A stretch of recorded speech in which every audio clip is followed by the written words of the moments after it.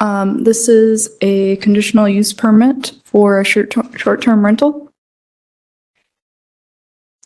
It is to allow a short-term rental of a dwelling unit that is not the primary resident of the owner for, case summary.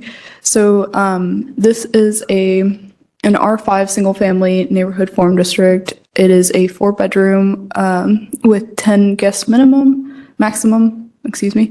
It has off-street and on-street parking available for the site. And no short-term rentals have been approved by a conditional use permit within 600 feet of the subject property as of yet. This is just an aerial showing the existing conditions. Next slide, please. This is an aerial showing the wider area for zoning surrounded by residential. Next slide, please. This is a map showing the 600-foot buffer as of May 12th. Next slide, please. This is a view of the subject site as seen from Greenleaf Road. This is the adjacent property west of the subject property as seen from Greenleaf Road as well. And this is the adjacent property to the east, as seen from Greenleaf Road. This is a view from across Greenleaf Road. Staff finds this is adequately justified based on staff analysis. There are no 600-foot issues. There is adequate off-street parking available, and it meets all applicable standards for conditional use permit. The actions required for today are to approve or deny the conditional use permit to allow for short-term rental of a dwelling unit that is not the primary residence of the owner. Any questions for staff? None at this time. Thank you. All right, I have 3 speaker cards in support of the proposal. One from Donald Hunter, Barrett Goff, and Steve Straub. Are you each proposing to speak today? If you are, I'll swear you all in. Just you, sir? Yes. All right, name and address, please. Barrett Goff, 927 East Main Street, Louisville, Kentucky, 40206. All right, do you swear the testimony you're about to give today is the truth? I do. Please proceed. So I am representing the homeowner, Mr. Hunter behind me. We've been through this process a handful of times, so he's hired us to assist him. So essentially, the reason we felt that this was a viable property to use for a conditional use permit to operate as a short-term rental is its location and proximity to multiple amenities around the city. This property is 1.5 miles away from the Kentucky Fairgrounds, Kentucky Kingdom, and Broadbent Arena. 1.8 miles away from the Louisville Zoo, 2.5 miles away from the Mega Caverns, less than 2 miles from Joe Creason Park, 1.8 miles from Bellarmine University, 3.2 miles to the nearest police station, and 2.7 miles to the nearest fire department. So given all of those considerations, we assume that this would be a very viable short-term rental property that the city needs. It's not one that we're just putting up there to say, hey, it's just another short-term rental in town. These are all heavily trafficked amenities that, given different times of the season, especially going into the summer, Kentucky Kingdom is obviously a very heavy attraction that drives a lot of tourism. You've got the concert series that'll be at the fairgrounds. You've got, the Kentucky State Fair that's going to be at the fairgrounds. There are a lot of different attractions that are coming up. And that's just for this season alone, let alone, Bellarmine sports, tennis, just people in general coming into this area. This is really kind of in a prime location to house and support that tourism. And obviously we have not enough hotels to support the need for all the people that are coming in for these events. I believe last year alone, we had over 100,000 people at Bourbon and Beyond. So we have to find a place to house those folks. Some people were displaced as far out as Frankfurt trying to find a hotel room to stay in. So, I think this is a pretty good candidate. And again, the proximity to the police department, fire departments, makes it a safe bet as well. And you're with Elodium Real Estate, is that That's correct. That's my brokerage. Okay, all right. And could you tell us a little bit about how the property will be managed? Yeah, so it'll be managed professionally by a licensed company called Venture B&B. I am not affiliated with that management company, but I do use them personally myself for a couple of my own short-term rentals. They're excellent. They've done a phenomenal job maintaining our properties that are not too far away from these. They're in the Germantown neighborhood. They're on site. They're here. They're local. So they fall within 25-mile radius if something happens, if there's an emergency. Additionally, I have spoken with Mr. Hunter about, implementing technology to increase the safety of his home. Cameras, noise machines, doorbells, all smart activated devices. That way he, is protecting himself, the neighbors, the community. So that's another consideration as well. Are there house rules that'll be shared with those who are renting the property? Absolutely. As well as with the neighbors. We did have a pretty decent turnout at the neighborhood meeting, which I always find to be a positive. We want to make sure that we're addressing all the concerns of the people that come out and are in the community. One of the concerns that I know is going to come up from one of the folks that's here is that there is an illegally operating short-term rental across the street. And of course, there's nothing that I can do. There's nothing that the homeowner of this property can do except go through this process to do it the right way. And that's what we're here to do today, is to, approach it from a civil and correct forum to make sure that it is all documented, registered, licensed, and that way there are rules that will be followed. It'll be upheld to the highest standard of what you all decide. But at the end of the day, that's something that the neighbors expressed some concern with. And I myself also have concerns with that, but that's not something that we can control. Obviously, it is something that has to be done through enforcement. And I believe that property has been brought to the appropriate people's attention, and that it is, an illegal operation. So that was something that the neighbors brought to our attention. We tried to address it the best we can. Ultimately, it's out of our realm of what we can control. So that was one thing, but really parking, there's a nice long driveway. It should accommodate, I believe we had 5 or 6 vehicles that we noted on the file.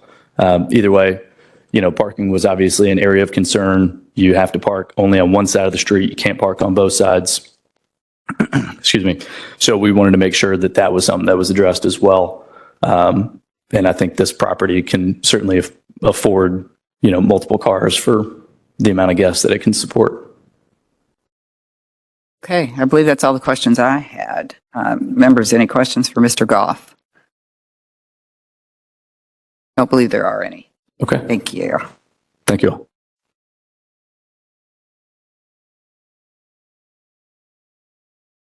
I have a speaker card for Jenny Schaefer.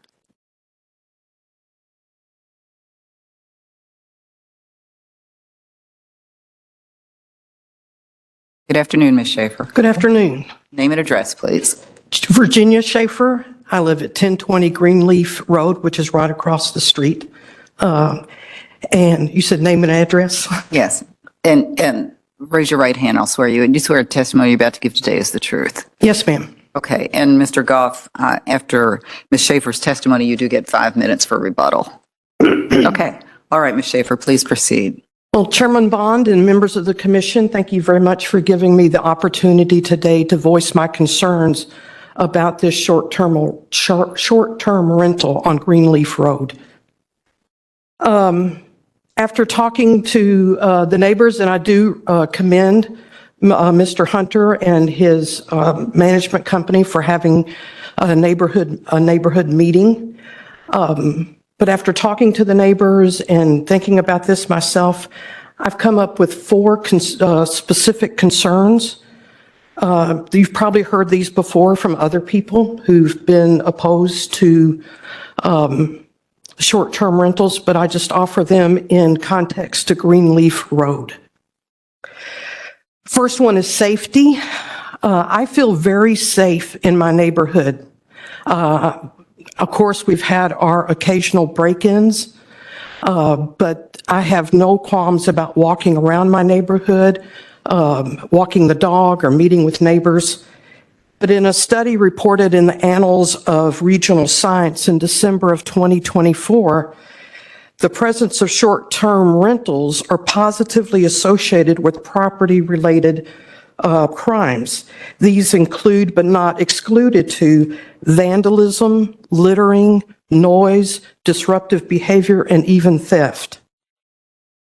In meeting with the applicants and Venture B&B in early March, yes, they listed those reasons for having a short-term rental in that area, being such things as Bourbon and Beyond, Louder Than Life, and other festivals.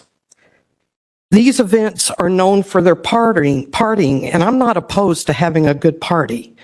But when coming from such events, people, let's just say, have been probably imbibing, especially when you have an event called Bourbon and Beyond.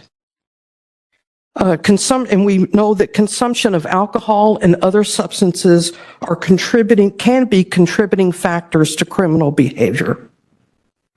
And so these are the safety issues that we find, just the increased number of people who are not known to the neighborhood, people who are not vested in the goodness of the neighborhood. We're very concerned about that. Another concern is the effect on housing prices. Here's a term that I came across that is new to me: tourism gentrification. Reduces the number of properties in the long-term market for buyers and renters.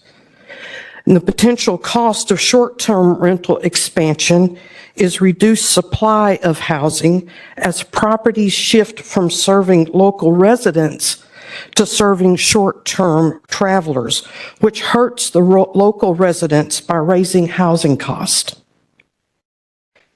Housing affordability with short-term rentals reduces the availability of long-term rental housing and ownership. We know that that is an issue for the city of Louisville that I often hear discussed in the media. It drives up prices and it makes it harder for locals to find affordable homes. On a personal note, if I were buying a house and found one that I could afford and that checked off all of my boxes, but then discovered that there was a short-term rental just across the street, I think I would be very hesitant to buy such a property for these reasons and the others that I'm about to give. It has an effect on neighborhood culture. Louisville is known for its distinct neighborhoods. North Audubon, which is the area in which I live, and on Greenleaf Road, in particularly, is a family neighborhood with a wide range of ages representing young families with children, as well as retirees and the elderly. Short-term rentals can have a detrimental impact on the culture of a family neighborhood by diminishing the sense of community and long-term residents' connection to the neighborhood. Again, I've lived on Greenleaf for 38 years.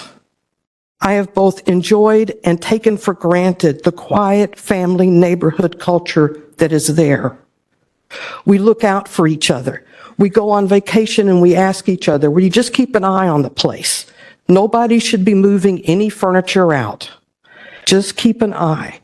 Can you go and let my dog in? You've got a key to my house. Can you go and let my dog out? We hear about an illness or injury and we take dinners to our neighbors. So that's the kind of neighborhood that we're talking about. And I think it would be a shame to lose this with the increased influx of, for lack of a better word, strangers into our neighborhood, people that we don't know and that we won't have an opportunity to get to know. And finally, parking and traffic. Greenleaf Road is a narrow street. It's much more narrow than most streets in the city. Short-term renters will increase traffic flow, resulting in decreased safety and the possibility of more accidents. Due to the width of the street, parking is only allowed on one side so that emergency vehicles can get through as needed.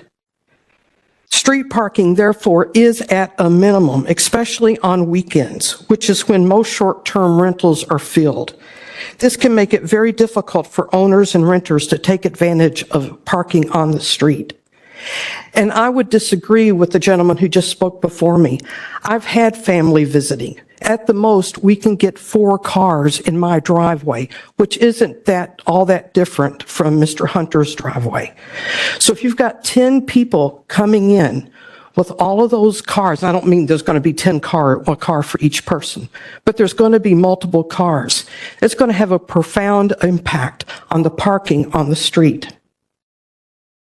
And in conclusion, in reading the poster that was right over here about a Project 2040, I do not believe that this zoning change will promote connected, healthy, authentic, sustainable, and equitable growth and development for the reasons that I have stated above for those who are not residing at 1021 Greenleaf.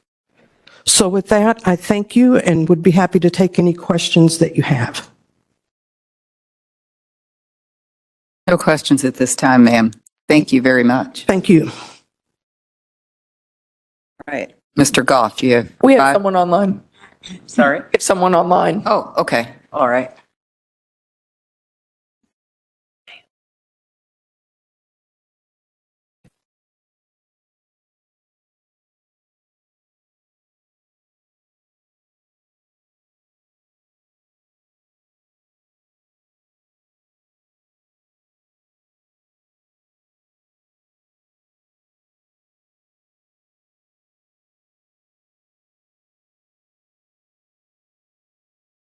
Okay, they should be there as Greenleaf resident. We'll have to get them to state their name. Okay. Ma'am, can you hear me?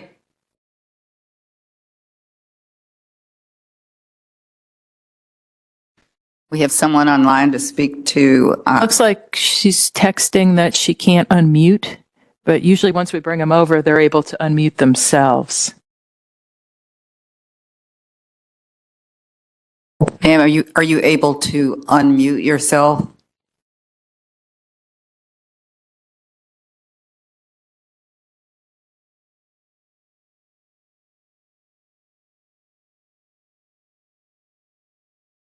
Unmute. They're unmuted now.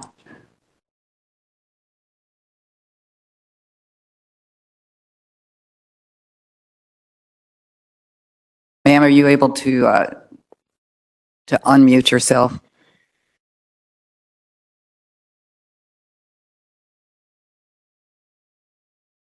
We can control it from here. We're hit unmute, but it's just sending them a request to unmute that they have to accept. Okay. Ma'am, you've been sent a request to unmute, but we do need for you to do that.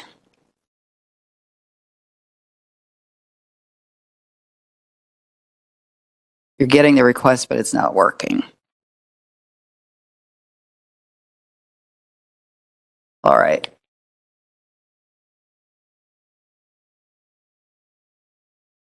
So if we're unable to take testimony or identify the speaker, then we would not be able to continue with that particular speaker. But I don't mind, but we could give them a minute or two to work with her and see if we Of can. course, of course.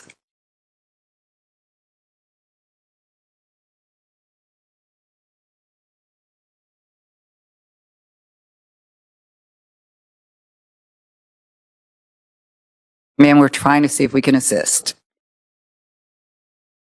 Okay, they should be unmuted now. Can you hear me?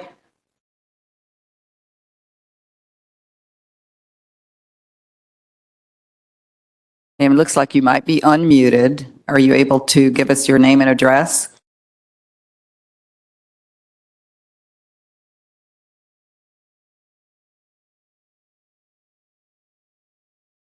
As far as you can tell, she is unmuted. Yes, it's showing as unmuted in the WebEx application now. Okay.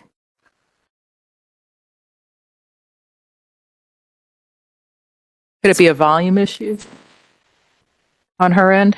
Yeah, if you're speaking and it's not working, you may have to go to the audio options beside the unmute button and make sure that you are using the right microphone.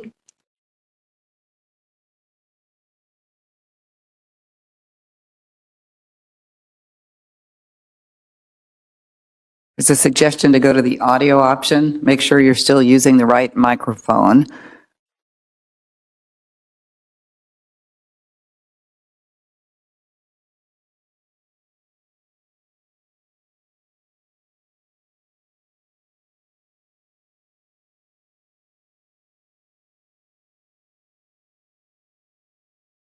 You can text us when you have an opportunity to try that option.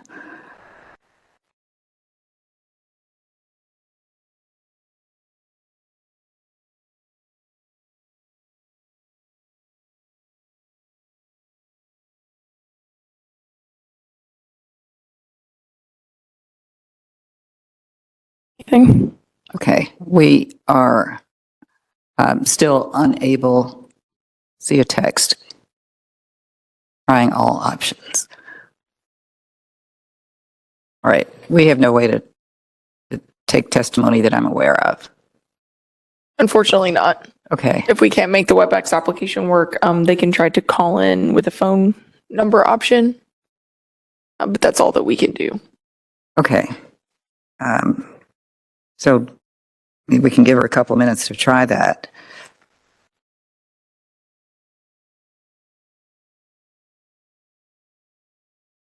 So the suggestion is that she try to call into the meeting? Okay.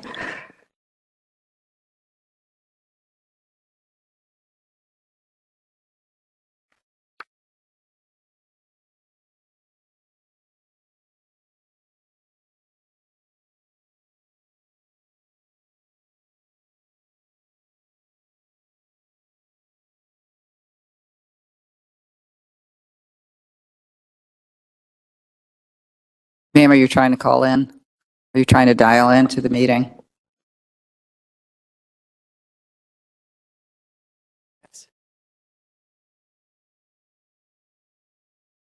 All right, we'll give you another minute or so.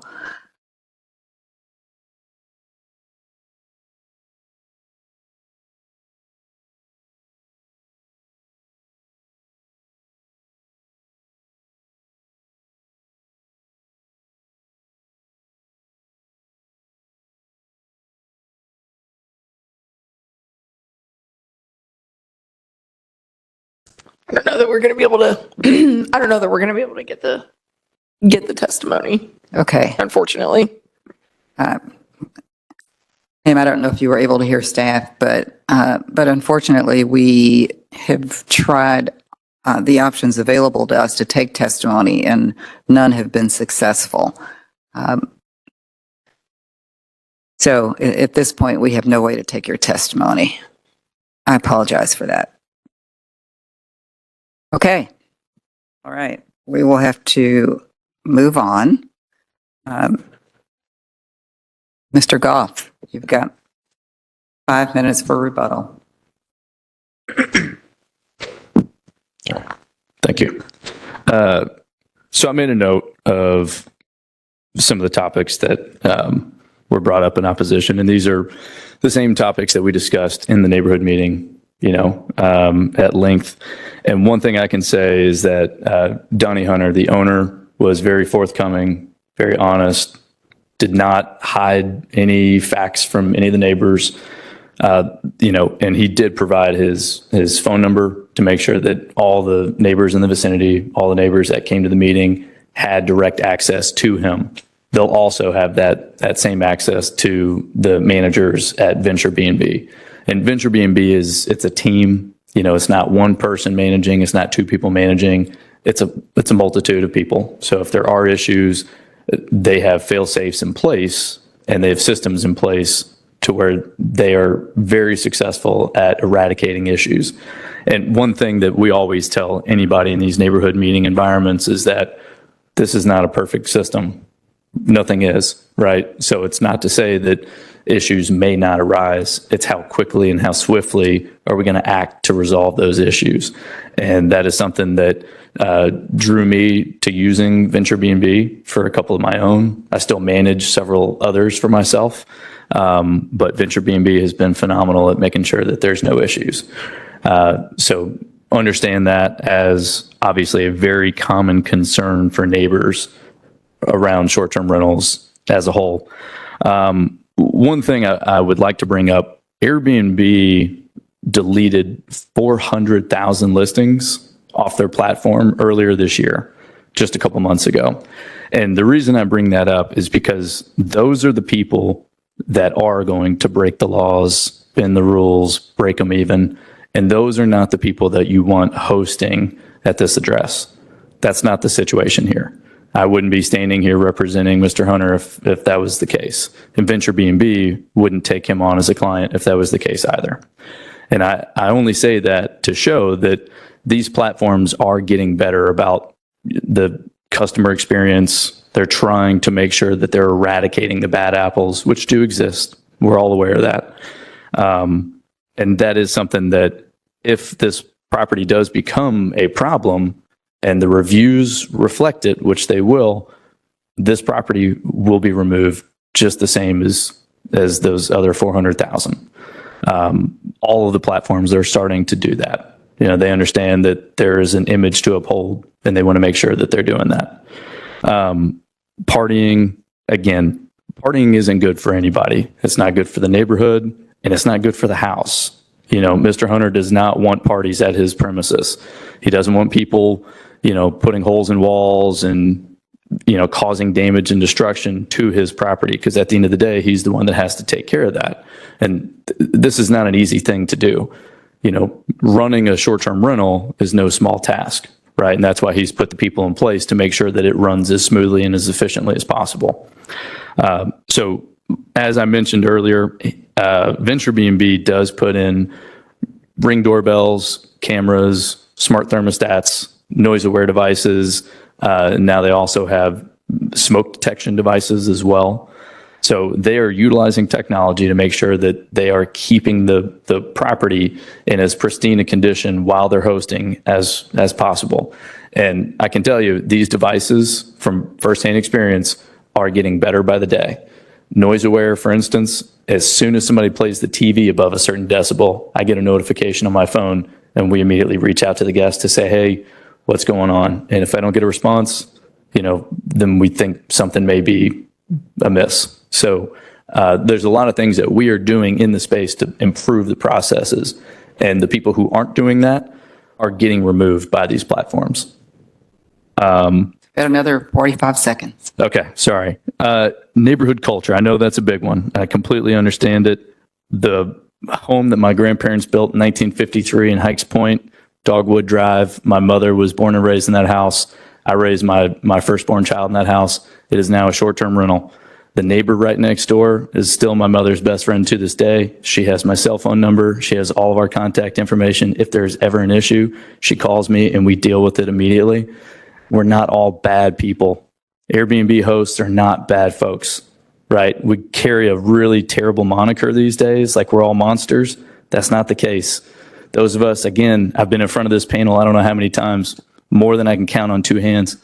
And I will say, I'm still here, and Mr. Hunter trusted me to represent him because I know what I'm doing, and he's going to be well taken care of. Venture B&B is going to do a great job managing his property, and I really don't see where we're going to encounter the issues that they have been encountering with that bad apple across the street that's been doing this illegally for who knows how long, and will continue to do it until enforcement steps in and does something about that. And we can't punish Mr. Hunter and his property for the actions of that individual across the street. So I'll leave you on that note, and I appreciate your time. Thank you. Madam Chair, question of the gentleman that just testified, please. Okay. Yes. Mr. How long are you aware of how long that illegal one has been operating? You will have to come up to the podium and be sworn in. Name and address, please. Donnie Hunter, 1021 Greenleaf Road. You swear the testimony you're about to give today is the truth. Absolutely, yes, ma'am. All right, please proceed. Thank you. We learned about that during, I've been through 2 neighborhood meetings, and we learned that as a group during the first neighborhood meeting, which was, I don't know how long ago was that, a year and a half ago, maybe a year ago. So that's how long we've known about it. We don't know how long. That question probably be better directed at Jenny as to how long they've actually been doing Year that. and a half approximately. Yeah. We triangulated some disturbances they had with the house immediately next to them. And because of the education Louisville gave me, I was able to educate them that, well, they don't have a permit. They're operating illegally, and we triangulated all that. Okay. Have you seen any problems with this illegal one? With the illegal one operating? Some of the things that were mentioned here. No, sir, I haven't personally witnessed it. What Jenny and I learned was from the neighbors that live between Jenny and this other Airbnb, from an elderly couple that was awoken by some parties and some stuff like that. And Jenny may have witnessed some stuff from time to time. I can't speak for her, but that was my recollection of the conversation we had at that initial neighborhood meeting. Good, thank you. Yeah, absolutely. And the city is aware of it. They became aware of it. Somebody alerted them after that first meeting. Okay. Anything further for Mr. Goff? Mr. Hunter? Thank you. Thank you. All right. At this point, we'll close the hearing and move into deliberations on short-term rental at 1021 Greenleaf Road. Members, any discussion? Or is there a motion?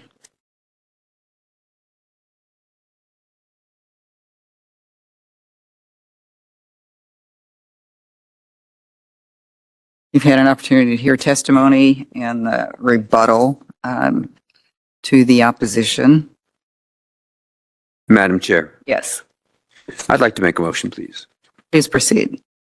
My motion pertains to case number 25 CUP 0088, short-term rental at 1021 Greenleaf Road. Conditional use permit to allow short-term rental of a dwelling unit that is not the primary residence of the owner, according to Land Development Code 4.2.63. I recommend that we approve the conditional use permit with the conditions attached to it in the staff report on page 8 of 8. And that is based on the standards of review, the staff report, and the testimony that we've heard today. Is there a second? Second. It's been properly moved and seconded to approve the conditional use permit for the short-term rental on Greenleaf Road. Roll call, please. Jan Horton, Yes. Vita, Yes. Lewis, Yes. Rodriguez, Yes. Bond. Yes, the conditional use permit has been approved. Make sure you have a copy of the staff report and understand the registration requirements because that's critically important. Thank you.